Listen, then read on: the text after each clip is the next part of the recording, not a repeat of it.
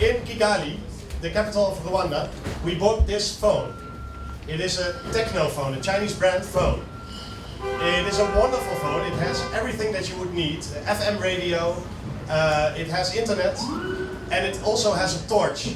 So it has a torch on the top, so it's very useful in the dark African nights. The price of it is also wonderful. It's only $11 US. That means it's affordable to everyone in Rwanda. And that may be, because we're going to talk about urbanism, but that might be the biggest influence China has on urban development in Africa.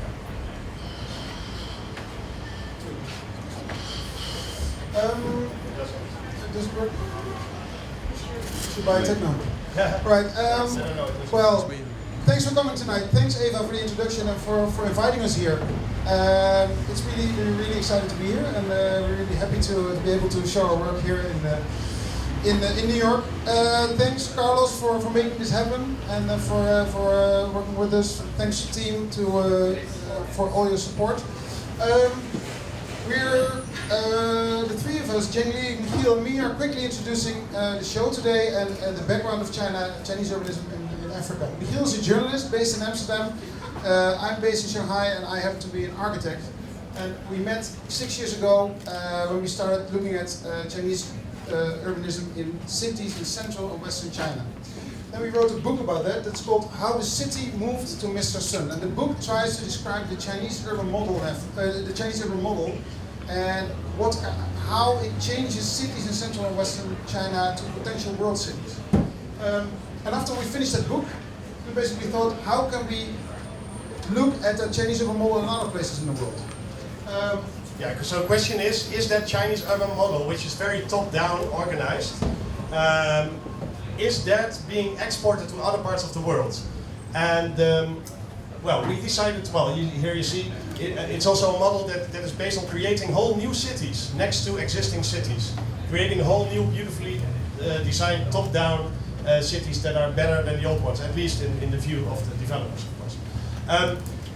Is that model being exported? And we decided to go see for ourselves in Africa.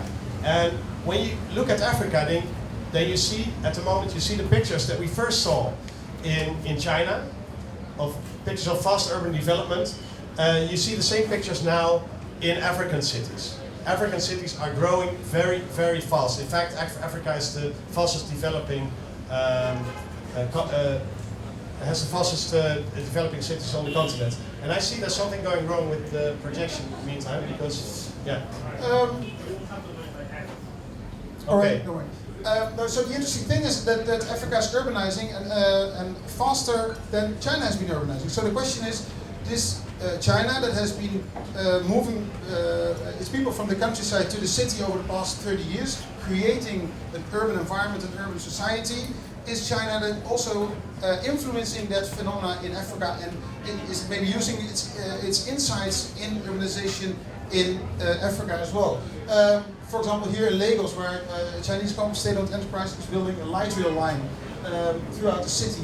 Or here in Addis Ababa, the capital of Ethiopia, where China has donated a building of $200 million, headquarters of the African Union building, to Africa. Or, so this is the interior design, designed, developed in Shanghai, and built by Chinese workers and Chinese construction workers with Chinese materials in Africa. Or here in Dar es Salaam, the capital of it, not the capital, but a city in Tanzania, where China donated a national stadium recently to Tanzania. Or here in Nairobi, where a Chinese developer developed Hui Plaza, upscale market housing, residential housing, or even complete new cities like this one in Luanda in Angola. That is a development of 750 residential towers, completely following the Chinese way of working, which is big urban grids with big setbacks, and this could have been an outskirt of Beijing, Shanghai, or any other Chinese city for that matter. Now, China is not only looking at the hard side, at the hardware of cities, also at the software. So you have to know that many African students nowadays get a grant to study at the Chinese university. And a lot of these students are in fact also urbanists or architects. China also developing the media, changing the media landscape in Africa. So the China Daily has a weekly African edition, available in all the big cities in Africa. There's CCTV Africa broadcasting in many African countries. There are the Confucius Institutes, the cultural institutes where Africans can learn Chinese. Now, this has led to a big discussion, especially in the West. We had Hillary Clinton warning for new forms of colonialism, and many Western observers agreed with her, in fact. This has been countered by the Chinese by stretching that actually what Chinese companies and the Chinese government is doing in Africa is exploring mutual benefits. So it's beneficial not only for China but also for the receiving countries. And when you look at the African leadership, they are actually also welcoming the Chinese, as Paul Kagame of Rwanda wrote in an op-ed in the Guardian newspaper. And when we talk to just general people we meet in Africa, then they mainly stress that they're happy with the development of their country, and in which China plays a big role. So they're happy with a new road, happy with having cities that have a modern outlook and a skyline. So it seems that this whole talk about new colonialism is not very productive when you look at Africa. We are going to look at, so this exhibition has been set up as trying to show, let's say, the top-down effect on the urban landscapes in Africa by the Chinese interventions, like, for example, here the Special Economic Zone in Lekki in Lagos, or over there the Thika Highway in Nairobi. But we also show a myriad of images that more generate an image of what is happening on the ground. From, let's say, Chinese bikes to Chinese road signs to Chinese ATMs in African cities. We will try to explain 3 cases of Chinese influence in Africa. Mass housing, the Special Economic Zone, and the school that Zheng built in Nairobi, actually. That's a great case that she'll explain herself, obviously. Okay, so first the housing model. Let's look at that. So this is Peter Shuita Shitanda, and we met him. He's a former Minister of Housing of Kenya, and we ran into each other in Wuhan, a city in central China, where he was visiting a conference on urban development. Now, so we asked him, is this your first time to China? He said, no, I think it's the 10th time that I'm visiting China, because I'm actually pretty interested in the Chinese housing model, this model, which is talking about creating mass housing for in an affordable way for Chinese people. It's called the Shaoqu, which means basically a residential area that is gated with walls, with towers facing north-south, and within these walls there's facilities for the residents that live in that particular area. Like this one in Taiyuan, for example. And it's a very popular model because the whole of China is being created like this. This is what China looks like. Now the question is that also happening in Africa? And this was Mr. Shuita Shitanda's idea. I want to take that housing model to Africa, to Nairobi, and when he was actually Minister of Housing. So we went on to visit Beijing Road in the Nairobi. That's a road on the outskirts of the city. And where we arrived there, we saw this. And that is a little bit lower, but it could have been a residential development in China, actually. It's the Great Wall Apartments. And the Great Wall Apartments are 584 apartments of around 60, 70 square meters. Very popular with the local population. Completely sold out, so Chinese managers and African workers are now building phase 2 and 3 actually.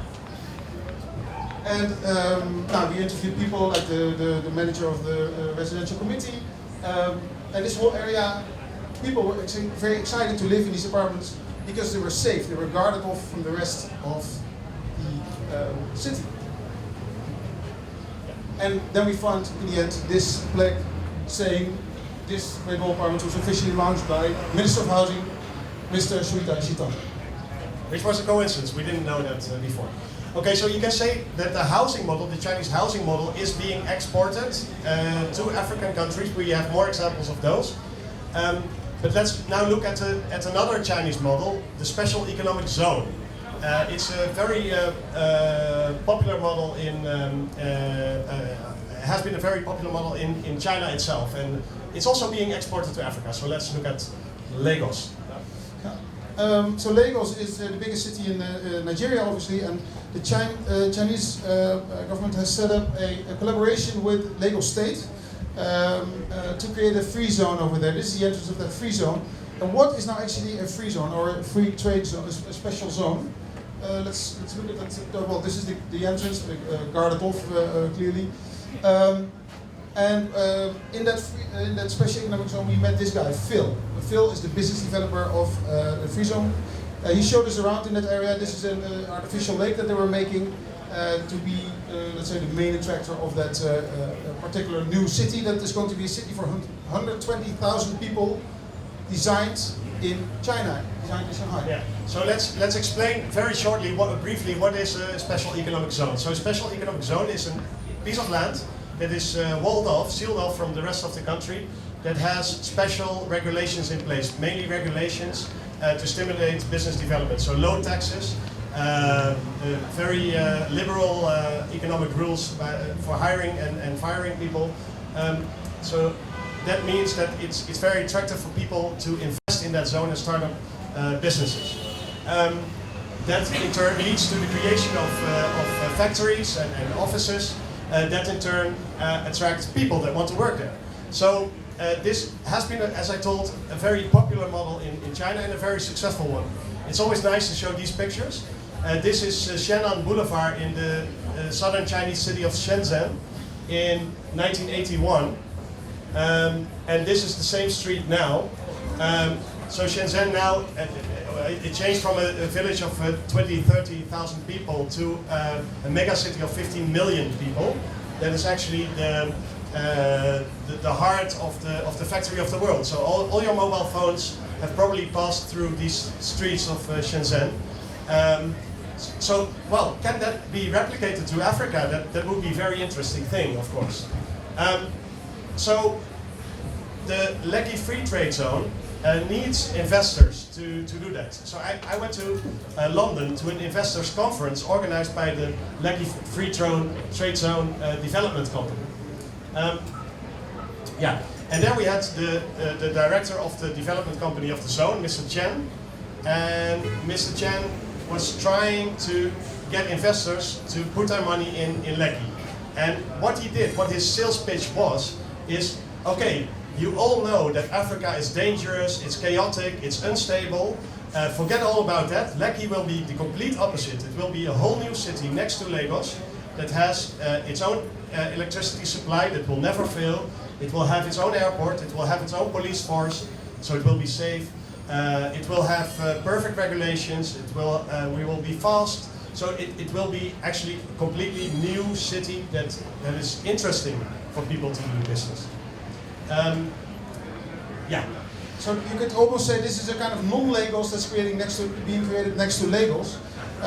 Currently, this is the situation in Lekki. It's a couple of square kilometers of jungle and some grasslands that are almost not developed, apart from some infrastructure.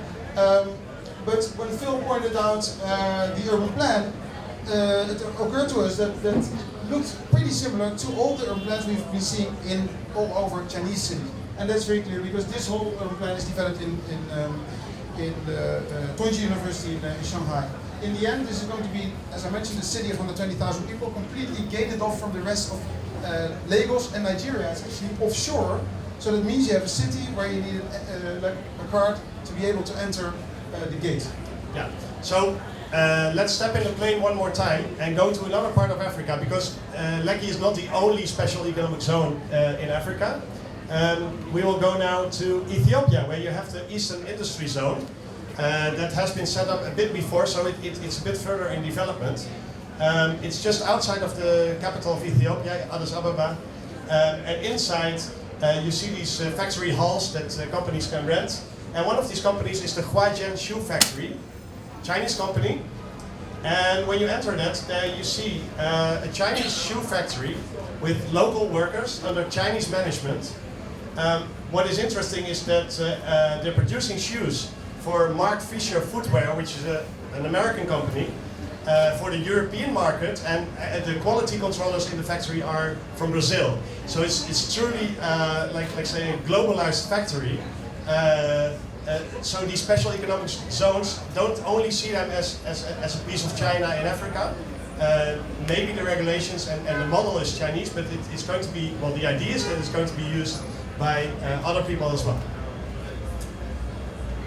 Yeah, and it was quite impressive what we saw.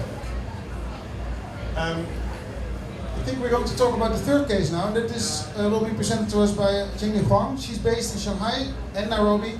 She's an architect and researcher, and we collaborated for the past 2 years on the magazine Urban China, looking at Chinese urbanism in African cities. Please give her a warm welcome. Jingli.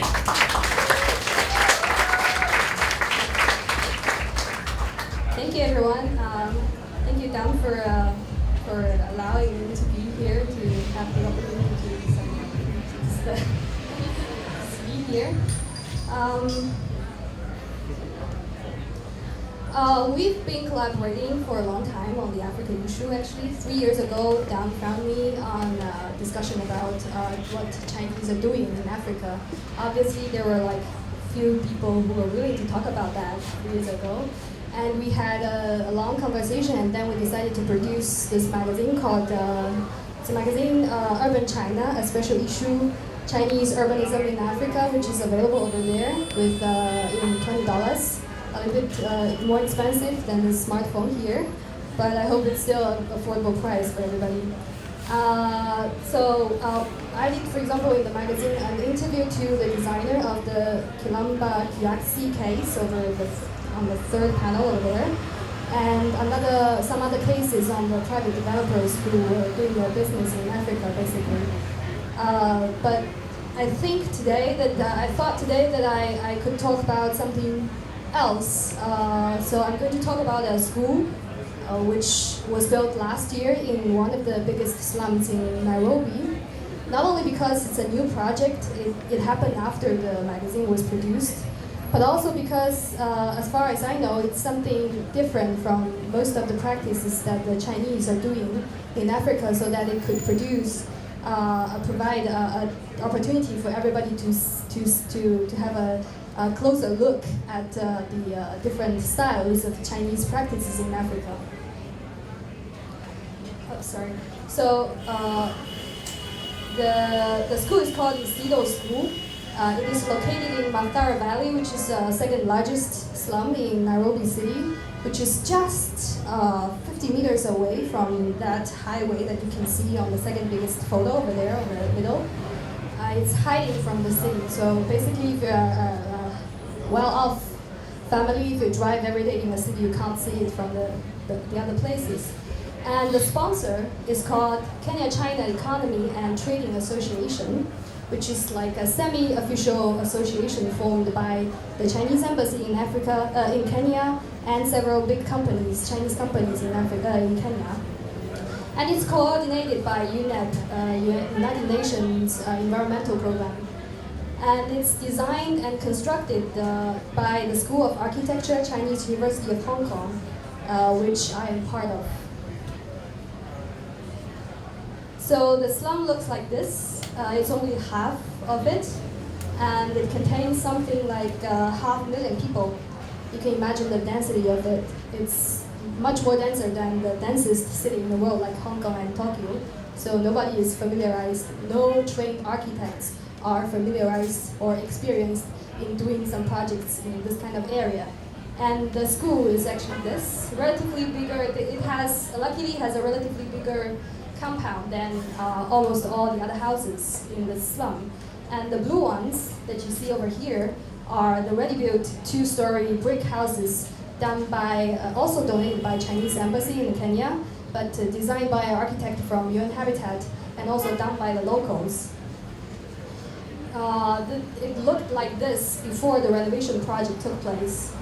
It's pretty muddy. The good thing is that the weather in Nairobi is quite nice. If you've been there, it's really fantastic. And there are seldom any big rains actually in Nairobi, but it constantly floods simply because there's nowhere the water could go. So the children would have their feet in water to take classes during rainy seasons. And basically it looked like this. So we decided to tear down these old shacks that it has besides the brick houses. And there are two main challenges actually we're facing when doing the project. The first one is community participation. I don't have to emphasize how important it is when you are doing a project in such a dense area with low-income people. However, there are also social challenges because there are so many people there, so you don't know what will happen and you don't know what kind of interview you will get from all sorts of powers inside of this community because they have a kind of self-organization that is really complicated and it's very hard to understand from as an outsider. The second thing is that we really want to do something good because we think that the 500, 600 students deserve something nice. They deserve a very good place to study in. However, there's absolutely no skilled builders in the compound, in the community where we wanted to find all our workers there. So it became a challenge. And I collaborated with all these talented young architects from China who this group is dedicated in developing models of lightweight steel structure, which is good at being fastly assembled on site. So we thought it would be a good option for the site because then we spend a lot of time discussing in details with all the stakeholders on site. But when the construction happens, it happens very fast, which is a good way of solving all the social challenges on site. So this group basically has built different projects all over China.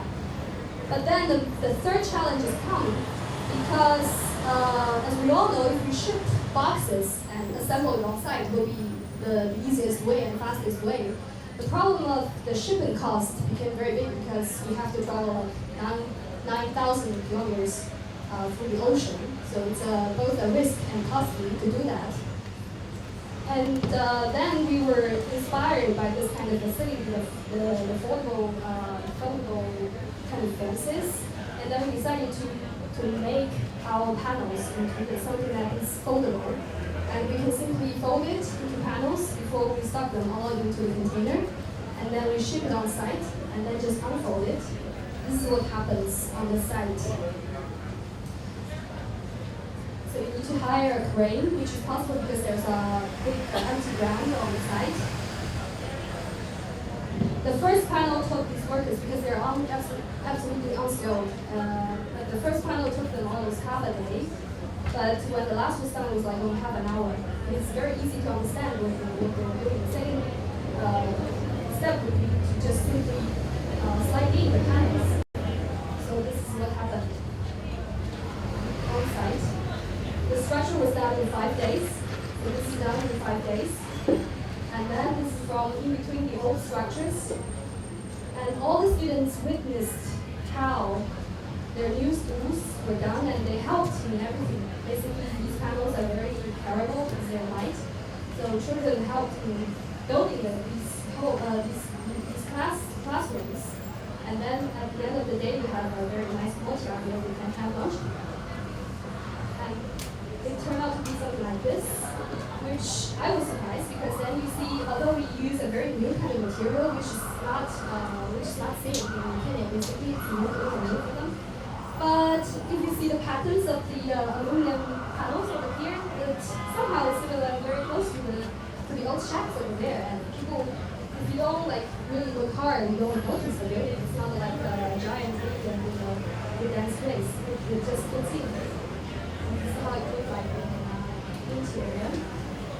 So yeah, we were happy, and the students are happier, and I think the headmaster of the school are very happy about the oncoming of this building, because he was happy last time when I saw him. He was invited in Shanghai actually for training process as a teacher. He said, I'm so confident. Everybody, we have visitors every day, even from the other part of the city. They come visit and they say, wow, how nice the school of you. And he's confident that he will get more funding because of this building. And he would think, to have a branch somewhere else in a part of the town. And then expand his business somehow. Now they have something like 650 students, which is like 50 more than before they built the house. And then they rent out, the interesting thing is that they rent out one of the big rooms, big classroom, and during weekends to the neighborhood for them to play, for example, sometimes to watch soccer games, so that they could generate some income somehow. Yeah, this is the project that I did, and I would like to come back here. Thank you, Jenny. And we're very happy that you showed us, because in our presentation we focus on urban development, the bigger projects, and these are also Chinese projects that are going on in Africa. Now, let's go for some conclusions. There's only 4, so we will be very fast. A very straightforward conclusion. Now, the first conclusion is as obvious and banal as it is true and important. Africa is not one country. And it's important to state because, especially coming from China, which is one very big country, and one political and social and cultural realm, it's very different to be in a continent where you step in a plane from Nairobi to Addis and you're in a completely different political environment, cultural, social and economical. So every city, every country is completely different. So talking about Africa is generalizing in general. Yeah. Okay, that also means that, second conclusion, that African countries now have a choice to follow the Chinese urban model or to choose for another urban model. China is not the only country that is active in Africa. We also saw Turkish companies, Brazilian companies, and of course there are historically many ties with Europe. Yeah. So that means African countries now have a choice. Thirdly, we see that Chinese companies are moving up the value chain. So where they started to only be known for building roads and doing that with even with Chinese workers, we see that they are now also designing buildings, they're developing buildings, and they're financing buildings. So that means that they are higher up the value chain. That means also that their leverage and their impact is probably bigger, because if you pay, you can decide. Okay, and last conclusion, and that was the question we asked ourselves when we started this research. Is the Chinese urban model being exported to Africa? And on that, we can definitely say yes, it is happening at this moment. Yeah, maybe just to understand how you should see this in a bigger context. This is a research that we've been doing for the past 3 years. We will continue doing that, traveling to Africa, and we're planning to write and publish a book on this topic, hopefully next year. We still don't have a publisher, so if anyone knows a good publishing house here, then please come to us. And so we still keep on working on this research. This is a very important step for us. Thanks again, Eva, and your team. And thank you for being here, and please join us for questions. Thank you. So I know you must be sweating a lot because it's horribly hot inside here, but maybe we can do some questions for maybe maximum 10 minutes, I would say. Yeah, we're going to do 2 questions. 2 questions only, okay, that's good. Good questions. So think, before you ask a question, is this one of the 2 questions that needs to be asked now? We're passing the microphone. Okay, yeah. Yeah, oh yeah, I'll give you the mic. With this new development, are there environmental risks with, obviously, to the environment? Okay. Yeah. Yeah, I mean, every development this is of course, and the urban development has of course risk for the environment. And not only the Chinese influence in Africa is doing that, our very royal Dutch Shell has been polluting in Nigeria as much as BP has done in the Gulf recently. So it's very much overlooked that Western countries are also not in Africa for charity, but also for money, basically. But getting back to, of course, the fact that this is speeding up development, I think, brings a bigger risk because Chinese companies can work very quickly, and that's of course where African countries are interested in. So, and working quickly means that the stakes are pretty much around. I'd like to add one more thing, especially the Chinese urban model, the residential model of having gated communities with high rises, makes it more logical for people who live there to use the car instead of go walking. So that is an added risk to this development. There's one more question there, like at the end, like just throw the microphone. I'm going to, yeah, so... Shout it out, shout it out. Just pass it, just pass it. Now we pass it. The woman by the column, yeah?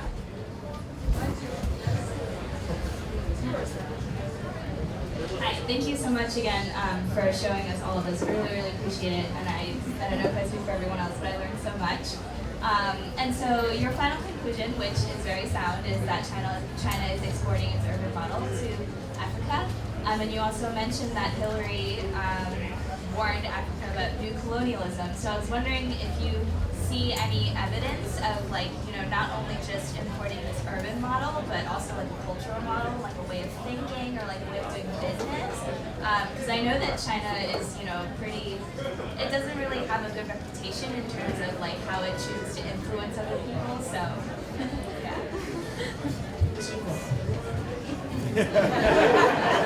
We talked about this before. Yeah, we talked about this before, and I said I definitely wouldn't answer that because I'm getting back to China tomorrow. Day after tomorrow, and I don't want to get into any trouble. But I have a very interesting answer to that because I used to interview a very interesting private developer who put a lot of money in South Africa, and I asked exactly the same question to him. He's a Chinese, he's a Chinese. And he shrugged his shoulder and said, "So what? I'm still going to develop South Africa, you know."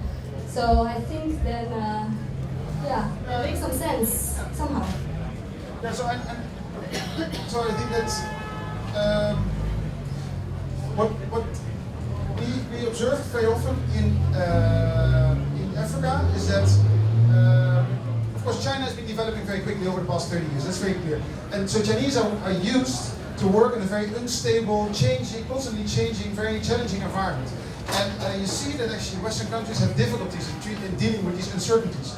Especially, I mean, I think the story of the Western world over the past 2 decades is about that we're not able to deal with uncertainty.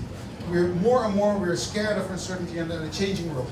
And this is something that where China really has an added value in Africa because their world is constantly changing, so they're used to that. So if they observe that kind of environment in another continent, that's fine, they can deal with it. And I think that is, coming back to your question, that could be the answer. One more question with the gentleman with the cap, and I see that there is these 2 other questions, and then we're done. Okay, so the gentleman with the cap? The gentleman with the cap, yeah, and then the other high standing hand. Yeah, okay, yeah. Thank you, by the way. From my standpoint, it would seem that I think that reading on this particular poster that China is introducing like Confucianism, if I'm saying it right, to Africa. And it seems it's like the modern day missionary bringing Christianity to Africa for the most part. So what I'm trying to say to you is like, why is it so important for China to instill its particular culture onto Africa? And also, what do you see China in affiliation with Russia, you know, development in Africa, and how, what's the vision for it? You know, in my opinion, it seems more like imperialism.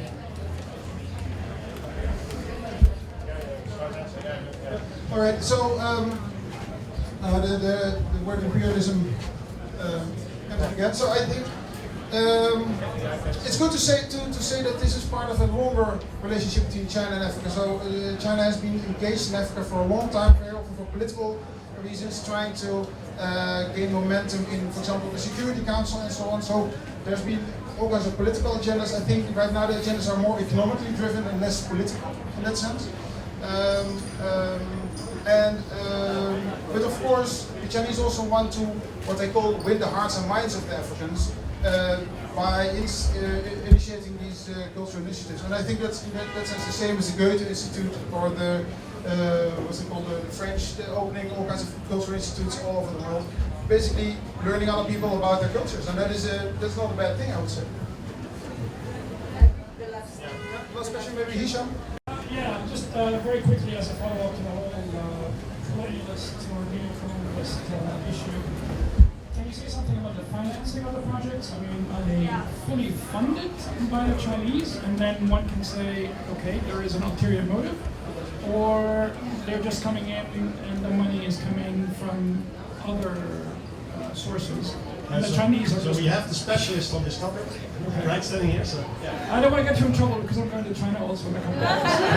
If you look at the foreign direct investment, the numbers, China is still behind, for example, Japan, the US, and EU in recent years, although it's catching up. The number of China is growing while the other one is down dropping, but it's still behind.